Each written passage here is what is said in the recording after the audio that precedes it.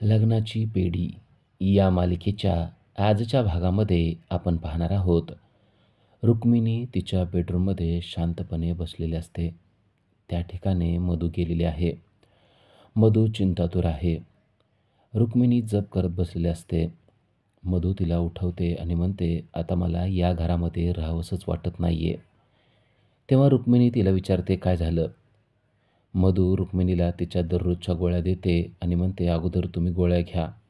तुमची तब्येत खालावत चाललेली आहे. आजकाल तुम्हीसुद्धा तुमची रूम सोडून बाहेर निघत नाही.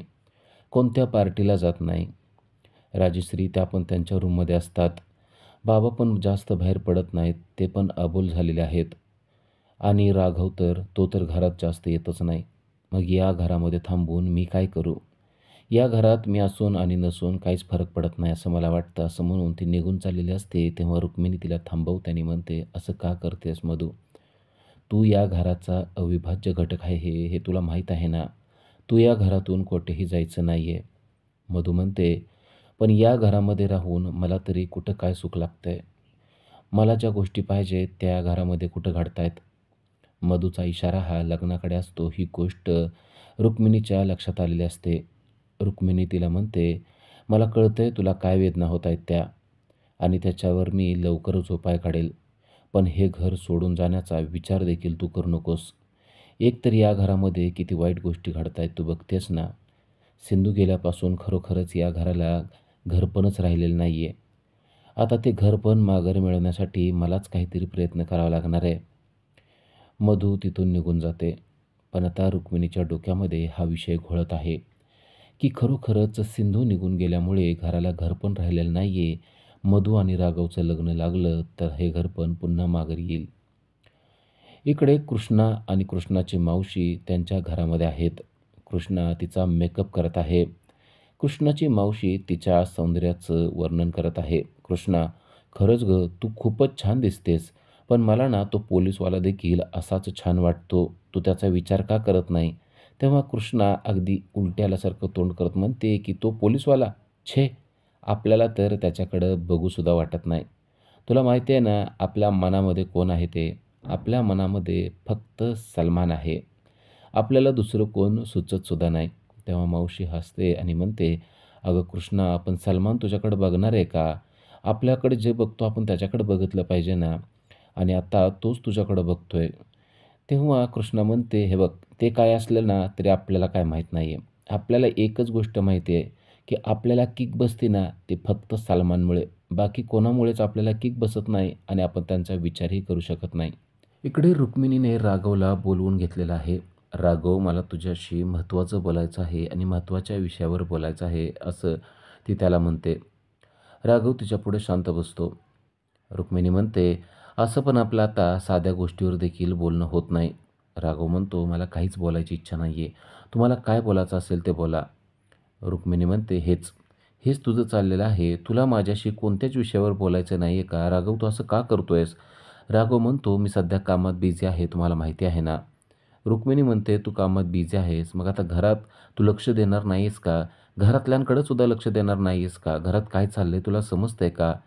राघव म्हणतो, तुमचा इशारा नक्की कुठं आहे ते मला समजतंय. तुम्हाला काय वाटतंय आता मी काय करायला पाहिजे? रुक्मिणी म्हणते, तुझं सगळं आयुष्य पडलेलं आहे.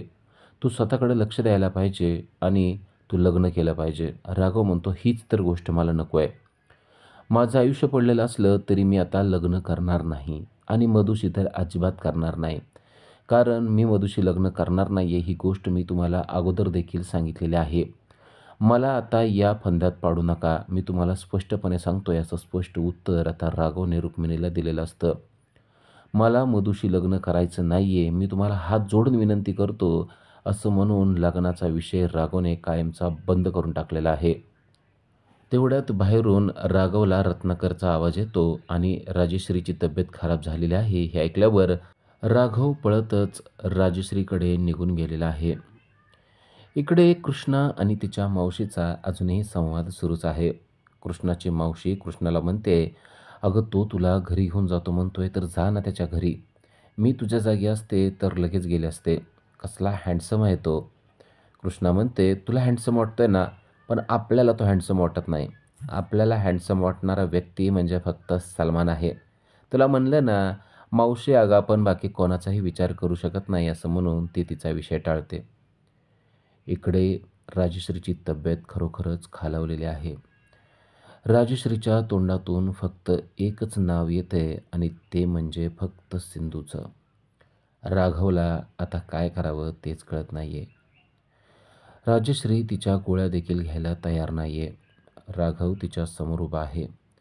राघव आईला म्हणत आहे की आई तू जरा स्वतःकडे लक्ष दे. पण राजश्री स्वतःकडे न लक्ष देता तिच्या तोंडातून फक्त एकच नाव निघतंय ते म्हणजे सिंधूचं.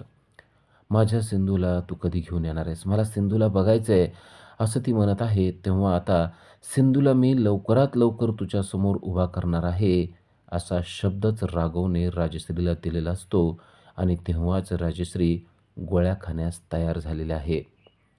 राघव तिच्या औषधं तिला देतो. रत्नाकर आता शांत झालेला आहे आणि त्याच्याजवळच ऋषभ देखील उभा आहे.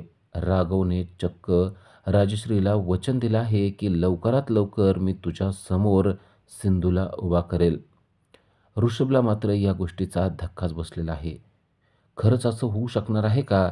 असा प्रश्न त्याला पडलेला आहे. पण राघवच्या या बोलण्यामुळे राजश्रीला तरतरी आलेली आपल्याला पाहायला मिळते. राजश्री उठून बसते आणि राघवला म्हणते की खरंच तू सिंधूला घेऊन येणार आहेस का? राघव पुन्हा एकदा सांगतो की हो आई, मी तुला म्हणलंय ना, मी आता लवकरात लवकर सिंधूला घेऊन येऊन तुझ्या समोर उभं करणार आहे. आता तू फक्त तब्येतीकडे लक्ष दे आणि स्वतःची तब्येत जप. हे ऐकल्यावर राजश्री खूपच खुश झालेली आहे. आपल्याला लवकरच सिंधूला भेटायला मिळणार या गोष्टीचा आनंद तिच्या चेहऱ्यावर दिसत आहे. राघव जेव्हा बाहेर येतो तेव्हा ऋषभ त्याला म्हणतो, "तू कसलं वचन देऊन बसलायस? तुला समजतंय का दादा? अरे तू सिंधूला घेऊन येतो म्हणलेला आहेस, पण सिंधूला घेऊन येणं इतकं सोपं आहे का? कारण सिंधूसारखी दिसणारी कृष्णा तर या गोष्टीला अजिबात तयार नाही आहे. मग आता तू काय करणार आहेस की ज्यामुळं ती कृष्णा सिंधू बनून आपल्या घरी येऊ शकते?" राघव त्याला म्हणतो, "आता मी काय करतो ते तू शांतपणे बघ." आणि राघवने जाधवला फोन लावलेला आहे. राघवचं काय चाललंय ते मात्र ऋषभला समजलेलं नाहीये. इकडं कृष्णाच्या घरी दरवाजा वाजतो आणि दरवाजा उघडल्याबरोबर पोलीस गणवेशातील राघवला पाहून कृष्णाला मात्र धक्का बसलाय. कृष्णा त्याला पाहते आणि म्हणती, "ए, तू काय बहरूप आहेस का रे? पोलिसाचा ड्रेस का घालून आलेला आहे? चल, आपल्या घरामध्ये अजिबात तू आत यायचं नाही. आपल्या घरात याचं काय कारण आहे तुझं?" असं म्हणून कृष्णानं चक्क दार लावून घेतलेलं आहे. कृष्णा दार लावून घेते आणि पुन्हा एकदा धाडधाड दरवाजा वाजायला लागतो. कृष्णा दरवाजा उघडते तर तेव्हा तिची मावशी असते. कृष्णा म्हणते, "मावशी बरं झालं तू आलीस. आत्ता तो कालचाच माणूस आलेला आणि त्याने पोलिसाचा गणवेश घातला होता आणि आत्ता मी त्याला मारणारच होते, पण बरं झालं तू आलीस ते." कृष्णाची मावशी कृष्णाला सांगत असते की आज मी हात मारलाय पण आता काय होईल मला सांगता येत नाही. खरोखरच तो पोलीस असेल तर आपलं काही खरं नाही आहे. आणि तेवढ्यात दरवाजा जोरात ढकलून राघवची एंट्री झालेली आहे. "तुम्ही दोघी आत्ताच्या आत्ता पोलीस स्टेशनला माझ्याबरोबर चालायचं आहे." असा असं जडदमच त्याने त्या दोघींना दिलेला आहे. कृष्णा दरवाजा बंद करण्याचा प्रयत्न करते पण राघव मात्र दरवाजा बंद होऊ देत नाही. राघव म्हणतो, "मी कोण आहे तुम्हाला समजलेलं नाही आहे का?" तेव्हा ती म्हणते, "कोण आहात तुम्ही?" राघव म्हणतो, "मी पोलीस आहे आणि तुम्हाला आत्ताच्या आत्ता माझ्याबरोबर यावं लागेल." तेव्हा मात्र कृष्णा त्याला घाबरलेले असते. तरी देखील कृष्णा उसना-उसण आणून म्हणते, की "तुम्ही आम्हाला का म्हणून घेऊन जाणार? आम्ही काय केलेलं आहे? आम्ही सभ्य लोकं आहोत आणि पोलीस सभ्य लोकांना पकडू शकत नाहीत ही गोष्ट तर तुम्हाला माहिती आहे ना. चला आमच्या घरातून आत्ताच्या आत्ता बाहेर निघा." असं कृष्णा अगदी राघवला हाकलून देतच म्हणत असते. राघव मात्र तिला ऐकण्याची आणि तिच्याकडे बघण्याची सुद्धा इच्छा व्यक्त न करता तिला म्हणतो, की "मी तुम्हाला घेऊन जायला आलेलो आहे आणि तुम्हाला माझ्याबरोबर यावंच लागेल." कृष्णा म्हणते, "ही काय जबरदस्ती आहे? मी सांगितलं ना, मी तुमच्याबरोबर येणार नाही आणि कोणच येणार नाही. तुम्ही आम्हाला कुठेच घेऊन जाऊ शकत नाही. चला बाहेर व्हा." तेव्हा मात्र राघव चिडतो आणि म्हणतो, "माझ्याकडे काय पुरावे आहेत ते तर बघा." आणि जेव्हा राघव पुरावा दाखवतो, की आपण पोलिसाचंच पाकीट मारलेलं आहे असं CCTV फुटेज त्याच्या हाती लागलेलं असतं, तेव्हा मात्र कृष्णा काहीच बोलू शकत नाही. कृष्णाची मावशीसुद्धा आता आश्चर्यचकित झालेली आहे.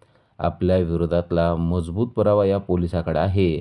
आपण चोऱ्या करतोय आणि या भागामध्ये होत असलेल्या चोऱ्यांमध्ये आपलाच हात आहे ही गोष्ट आता पोलिसांना समजली आहे आणि आता आपल्याला लवकरात लवकर जेलमध्ये जावं लागणार ही गोष्ट कृष्णा आणि कृष्णाच्या मावशीला स्पष्टपणे समजलेली आहे.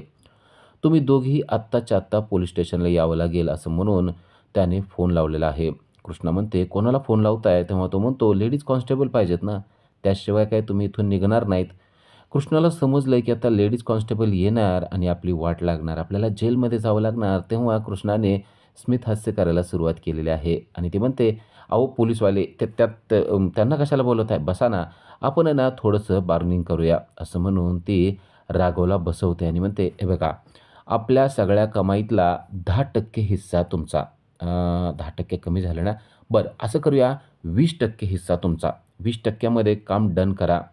मावशी देखील खुश होते आणि म्हणते, "हां, 20% देऊ शकतो आम्ही तुम्हाला, काही अडचण नाही." तेव्हा राघव म्हणतो, "ओके, 20% का? आता तर तुम्ही दुसरा गुन्हा केला. वर्दीमध्ये असलेल्या पोलिसाला तुम्ही रिश्वत देताय, त्यामुळे आता तुमचा गुन्हा दुप्पट झालेला आहे. आता तर तुम्हाला जेलमध्ये जावंच लागणार आहे. आता पटकन मी फोन करतो आणि आपण निघूया." असं म्हणून राघव ताडकन उठतो आणि त्यांना आता घेऊन चाललेला असतो. तेव्हा कृष्णा पुन्हा एकदा त्याला म्हणते, "अहो तुम्हाला नक्की काय पाहिजे ते सांगा." तेव्हा तो म्हणतो, "हां, हीच गोष्ट मला ऐकायची होती. तुला माझ्याबरोबर माझ्या घरी यावं लागेल हीच गोष्ट मला पाहिजे." ती म्हणते, "नाही, आपण या गोष्टीसाठी तयार नाही आहे." राघव म्हणतो, "ठीक आहे, विचार करा. नसेल तर मग जेलमध्ये जावं लागेल ही गोष्ट लक्षात ठेवा." कृष्णा ऐकणार नाही ही गोष्ट मावशीला माहीत असते. मावशी कृष्णाच्या जवळ येते आणि तिच्या कानात म्हणते, "मी सांगते तेवढं कर. याच्याबरोबर आता जा. पुढचं पुढं बघूया, नाहीतर हा व्यक्ती आपल्याला जेलमध्ये घेऊन जाईल." आणि आता कृष्णा जाण्यासाठी तयार झालेले असते. कृष्ण म्हणते, "ठीक आहे, मी तुमच्याबरोबर यायला तयार आहे, पण आपल्या पण काही अटी आहेत, त्या तुम्हाला मान्य कराव्या लागतील." राघव म्हणतो, "अटी? कसल्या अटी आहेत?" तेव्हा ती सांगते, की त्या घरामध्ये आपण जसं राहतोय तसं आपल्याला राहू द्यावं लागेल. आपल्याला जे खायचे, प्यायचे, घालायचे ते आपल्याला दिलं पाहिजे. आपल्या आवडत्या सगळ्या गोष्टी करायला दिल्या पाहिजेत आणि एवढंच नाही तर आपल्या प्रेमात देखील पडायचं नाही. कसं आहे, आपण दिसतोय एकदम ब्युटिफुल, त्यामुळं तुम्हाला सांगून ठेवतोय. तेव्हा राघव म्हणतो, "मला तुझ्यावर प्रेम करायची काही गरज नाहीये. तू फक्त सिंधूसारखी दिसते म्हणून तुला मी घेऊन चाललेलो आहे." त्यानंतर कृष्णा आणि तिची मावशीमध्ये थोडंसं काहीतरी बोलणं सुरू होतं. "याला आपण किती पैसे सांगितले पाहिजेत बरं?" तेव्हा ती म्हणते, की "हे बघ, मी तुझ्याबरोबर येऊ शकते, पण आपल्याला काही पैशाची पण गरज आहे. आपल्याला डेली 2,000 नव्हे ₹3,000 द्यावे लागतील, म्हणजे महिन्याचे 90,000 द्यावे लागतील." राघव म्हणतो, "मी 5,000 देतो." ती म्हणते, "मी 90,000 म्हणलं होतं. तुम्हाला 5,000 90,000 कळतं का?" राघव म्हणतो, "मी एका दिवसाचे 5,000 देणार आहे." तेव्हा कृष्णा एकदम खुश होते आणि म्हणते, "फक्त 5 मिनिट थांबा. मी ना पटकन आवरते आणि तुमच्याबरोबर येते." कृष्णा यायला तयार झालेली ऐकून आता राघवला देखील आनंद झालेला आहे. उद्याच्या भागामध्ये आपण पाहणार आहोत की ऋषभ घरी सर्वांना सांगतोय की राघव कृष्णाला घेऊन येतोय. कृष्णा कोण कृष्णा असा प्रश्न रुक्मिणीने केलेला आहे. रुक्मिणीला कृष्णाबद्दल काहीच माहिती नाहीये. कृष्णा आणि तिची मावशी जेव्हा घरामध्ये येतात तेव्हा मात्र रुक्मिणीचा चेहरा अगदी पाहण्यासारखा झालेला असतो. तिच्या अक्षरशः शिट्ट्या वाजलेल्या असतात. कारण हुबेहूब सिंधूसारखी दिसणारी कृष्णा आपल्या घरात येतेय. नक्की ही कृष्णा आहे का सिंधू आहे असाच प्रश्न आता घरच्या सर्व सदस्यांना पडलेला आहे. पण आता या कृष्णाची एंट्री झालेली आहे आणि आता मात्र खूपच मजा आपल्याला पाहायला मिळणार आहे. कृष्ण आतमध्ये आलेले आहे आणि राघवने तिला सिंधूचे काही ड्रेस दिलेले आहेत आणि हे तुला घालावं लागतील असं सांगितलं आहे. तेव्हा ती स्पष्टपणे म्हणते की आपण असले ड्रेस अजिबात घालत नाही. राघव म्हणतो, "मी तुला विनंती करत नाहीये. तू आता माझ्या घरात आहे. मी तुला पैसे देतोय, त्यामुळं तुला माझं ऐकावं लागणार आहे. हे ड्रेस तुला आत्ताच्या आत्ता घालावेच लागणार आहेत." आता कृष्णा ते ड्रेस घालणार का आणि राघवचं ऐकणार का ते आपल्याला पुढील भागामध्येच पाहायला मिळणार आहे. पण जेव्हा रुक्मिणी जेव्हा सिंधूला पाहील म्हणजेच कृष्णाला पाहील तेव्हा मात्र तिची तब्येत व्यवस्थित बरी होईल. पण आता ही कृष्णा सिंधू बनून राघवच्या घरी किती दिवस राहते ते पाहणं खूपच इंटरेस्टिंग असणार आहे. अशाच अपडेटसाठी आजच आमच्या चॅनलला सबस्क्राईब करा. थँक्यू.